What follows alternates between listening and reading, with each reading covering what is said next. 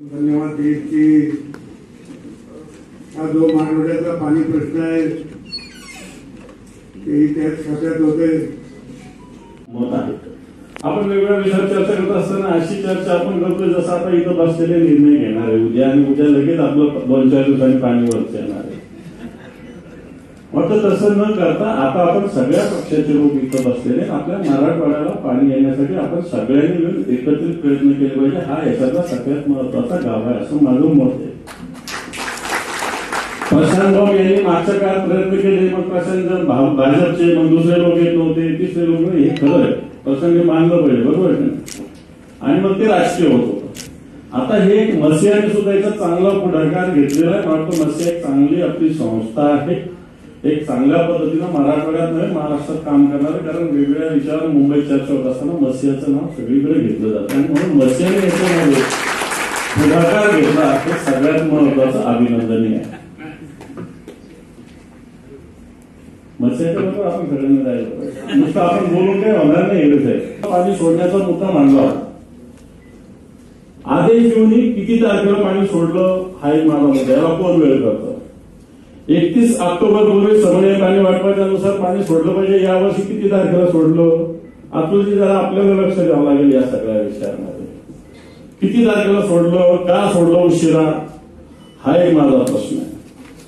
त्याच्यानंतर मला वाटतं नाना पण गेले होते तिथं, मी पण गेलो होतो. वैतरणा आणि मोकणे जोडणारा एक छोटासा विषय 75-80 कोटी रुपयाचं छोटंसं टेंडर आहे. 2 वर्ष झाले त्याला. नाना बरोबर आहे, तुम्ही पण गेले तिथे, नंतर मी पण गेलो. तिथं एक छोटासा त्या भागात ज्यांनी जमिनी दिलेल्या आहेत त्या लोकांनी हे जोडू देत नाही.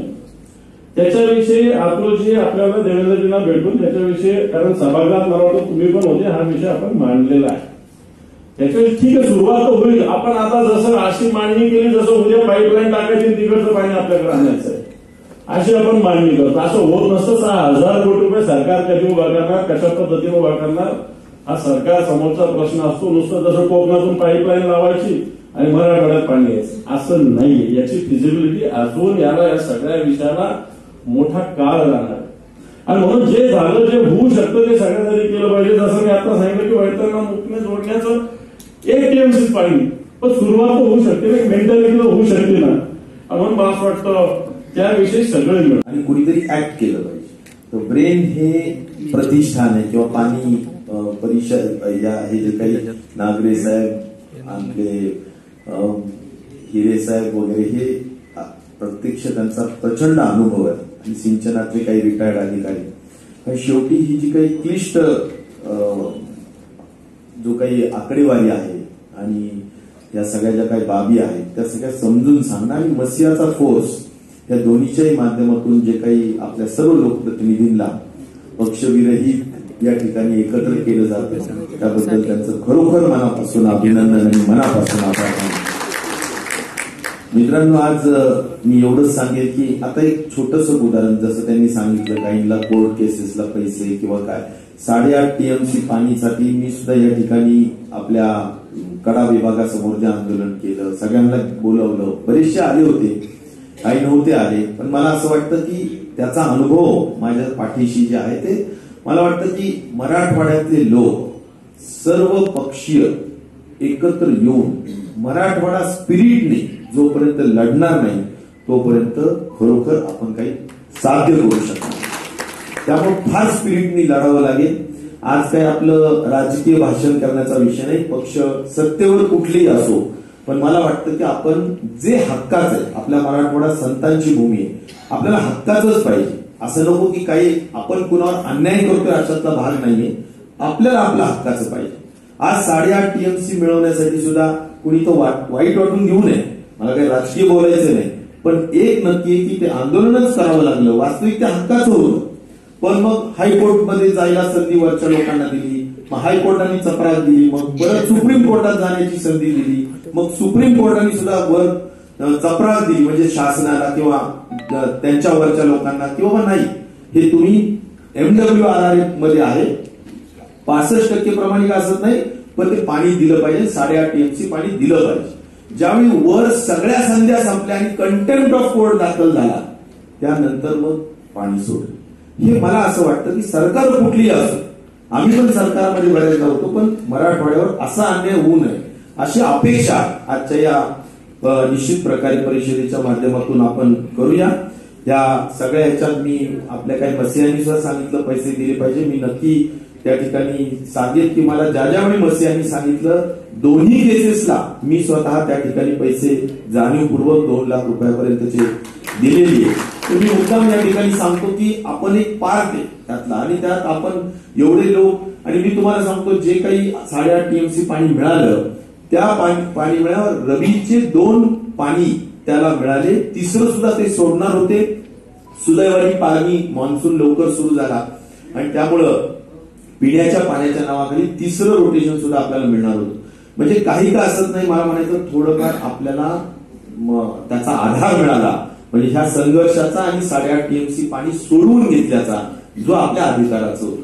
आणि त्यामुळं आपण एकीनं काम करायला पाहिजे, हा सगळ्यात महत्वाचा मुद्दा. आणि एक नक्की की जे जे काही या ठिकाणी सांगण्यात आलं की साधारणपणे 65चा तो जो टक्केवारी, आता काही कामं शासनाकडे आणि काही कामं आपल्याकडे, मी सहज एक अनालिसिस करतो. तर आपल्याकडचे कामं अगोदर आपण बघू आणि नंतर दुसरीकडे बोट टाकू.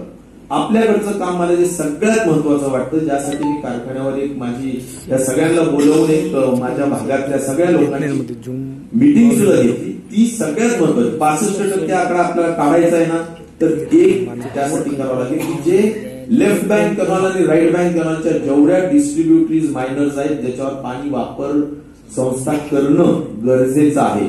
कारण ते नाही केलं तर वरचे लोक काय म्हणतात की पाणी ठीक आहे आपण समन्वय सोडू, पाणी पूर्ण भरू द्या, पण हे पाणी वापरायचं कसं, त्यासाठीची जी नियमावली आहे की त्यात पाणी वापर सहकारी संस्था केलीच पाहिजे.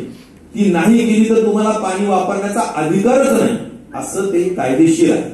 आणि त्यामुळे पाणी वापर सहकारी संस्था आपण फार कमी प्रमाणात 25% सुद्धा झालेलं नाही, अजून 75% 80% काम बाकी आहे. आणि त्यामुळे मला वाटतं की ते आपलं कर्तव्य, आपण इकडे तिकडे बोटं दाखवण्यापेक्षा आपली जबाबदारी काय आहे, आपली रिस्पॉन्सिबिलिटी काय आहे, तर आपण सर्व लेफ्ट बँक राईट बँक कॅनॉलच्या लोकांनी पाणी वापर सहकारी संस्था निर्माण केल्या पाहिजे, ताबडतोबीनं केल्या पाहिजे. त्यासाठी शासनाने निवडणुका घेऊन निधी दिलेला आहे. मला वाटतं त्यात शासनाची सुद्धा चूक नाहीये. आता आपला आळस आहे आणि त्यामुळे आपला आळस झटकून आपण कामाला लागलं आणि लवकर जर या पाणी वापर सहकारी संस्था केल्या तर हा 65% आकडा हिरेसाहेब मला वाटतं निघू शकणार. म्हणजे तेच महत्वाचं कारण. त्यामुळे मला वाटतं ती आपली जबाबदारी. मग बाकी राहिला प्रश्न पुन्हा एकीनं, मी एक जरूर भाऊसाहेब आपल्याला बोलेल, कराड साहेब आपल्याला बोलेल, सावे साहेब आहेत, आपण सत्तेत आहात आणि आपण अधिकाऱ्यांनी जी इथं मराठवाड्याची कॅबिनेटची मीटिंग झाली आणि जे पत्र खऱ्या अर्थाने देवेंद्र फडणवीसजींनी जे काही आज ज्याच्या बाबतीत आपणही निश्चित प्रकारे आभार मानले किंवा 2-3 महत्वाचे निर्णय त्यांनी घेतले, पण त्याची अंमलबजावणी होत नाही, हे मला या ठिकाणी नम्रपणे नमूद केली पाहिजे. आणि त्याच्या अंमलबजावणीच्या विपरीत व्हायला लागलंय. जसं आता 15.5 टीएमसी नाशिक धरणं बांधण्यात येत आहे, वाघाडा सिन्नरचं जे उदाहरण दिलं ते खूपच गंभीर उदाहरण की इथे मराठवाड्याला आम्ही पैसे देतोय असं म्हणायचं आणि पाणी त्या ठिकाणी नाशिककरांनी वापरायचं. मला वाटतं की ते फार गंभीर उदाहरण आहे. ते कामं आता चालू होत आहेत, त्यासाठी बैठका घेतल्या जात आहेत. ते तातडीनं सत्ताधारी लोकांनी थांबवावं अशी आमची विनंती आहे. आम्ही तर सभागृहात जे काय असेल ते जरूर बोलू, त्याचा मराठवाड्याच्या दृष्टिकोनातून जो काही बोलायचं असेल ते जरूर बोलू. ते तातडीचं काम जे मला वाटतं ते होण्याची आवश्यकता आहे. बाकी राहिला प्रश्न मग मला वाटतं शासनामध्ये आपण असल्यामुळे हे लवकर आपण या ठिकाणी स्थलांतरित ऑफिस करणं असेल, MWRI मध्ये प्रतिनिधित्व आपले मराठवाड्याचे नेमणे असतील, आपले बाजू मांडण्याचा विषय असेल, हा सगळा विषय असेल. आणि सगळ्यात महत्वाचं 240 टीएमसीचा जो आपला एकूण आपली गरज आहे पुढच्या सगळ्या दृष्टिकोनातून ते मिळवण्यासाठी 155 टीएमसीचे जे प्रामुख्याने पाणी वळवण्याचं काम, त्या गोष्टी आपल्याला कशा साध्य करून घेता येतील, अनुशेष कसा लवकर आपल्याला जसं अमरावतीला मिळाले पैसे तसं या ठिकाणी जे काही यांच्या सूचना आहेत की साधारण 500 कोटी दरवर्षी आपल्याला मिळावेतच. 550 कोटी त्यांनी जो काही दिलेला विषय तो पण आपण लवकर मिळवून घेण्याचा प्रयत्न निश्चित प्रकारे केला पाहिजे. आणि कुठल्याही परिस्थितीत जसं पश्चिम महाराष्ट्रात आणि विदर्भात त्यांना उपलब्ध पाण्यापेक्षा सुद्धा किंवा पाणी त्यांच्यावर उपलब्ध आहे पण त्याच्यापेक्षा त्यांनी जास्तीचं धरणं बांधले तर आपल्याला सुद्धा परवानगी खऱ्या अर्थाने मिळाली पाहिजे. त्याशिवाय पर्याय नाही, कारण आपल्याला फक्त आता 4च टीएमसी पाणी वापरता येण्यासारखं आहे, तेवढीच उपलब्ध पाणी आहे. बाकी आपल्याला धरणं बांधायलाच परवानगी असणार नाही. ही फार मोठी शोकांतिका मराठवाड्याच्या दृष्टिकोनातून आहे, ती आपल्याला दूर करून घेण्याची आवश्यकता आहे. त्यासाठी सुद्धा आपण एकत्रपणे काम करावं. मला वाटतं यापेक्षा फार अधिक बोलून आज मी वेळ घेऊ इच्छित नाही. सगळीजण एक चांगलं या ठिकाणी चर्चासत्र झालं, खूप चांगली माहिती दिली, कोर्ट केसेसची माहिती दिली आणि या माध्यमातून पुढचा प्लॅन 2000